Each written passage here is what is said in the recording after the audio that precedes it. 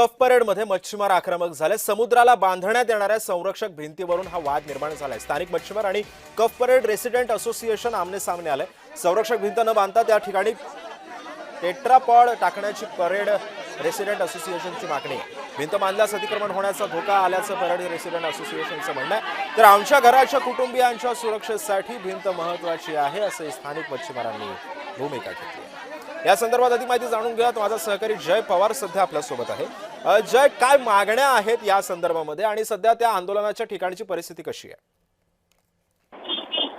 नक्कीच सिद्धेश, आपण पाहायला गेलं तर स्थानिक मच्छीमार बांधव आणि CPRA सदस्यांमध्ये कुठेतरी त्या ठिकाणी भिंतीवर वाद झाल्याचं आपल्याला पाहायला मिळालं। एकंदरीत त्या ठिकाणी मोठ्या संख्येने महिला असेल किंवा इतर जे सर्व तिकडचे स्थानिक आहेत ते त्या ठिकाणी एकत्र जमल्याचं पाहायला मिळालं। कफ परेडच्या शिवसात्री मच्छीमार नगर मध्ये समुद्राला बांधण्यात येणाऱ्या संरक्षक भिंतावरून खरं हा संपूर्ण वाद एकत्रित झाल्याचं पाहायला मिळाला।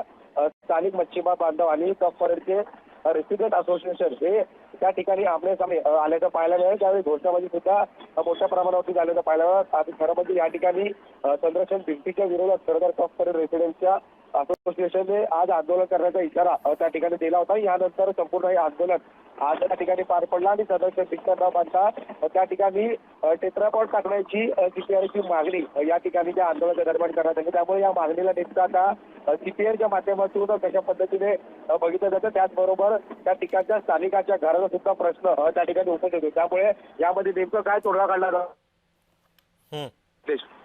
नक्कीच जय, सध्या तिथल्या आंदोलकांशी काही तुझं बोलणं झालंय का? काय आक्रमक पवित्र्यामध्ये आहेत? त्यांच्या मागण्या मान्य होईपर्यंत ते तिथंच बसणार आहेत की निवेदन आल्यानंतर की निवेदन देऊन ते पुढे जाणार आहेत?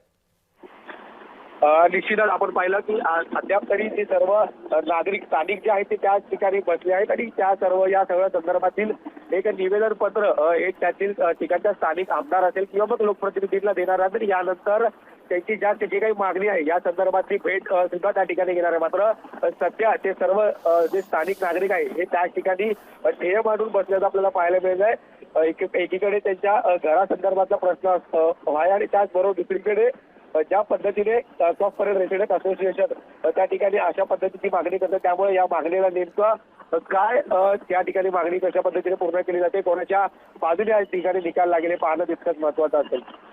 नक्कीच धन्यवाद जय, तू दिलेल्या सविस्तर माहितीबद्दल।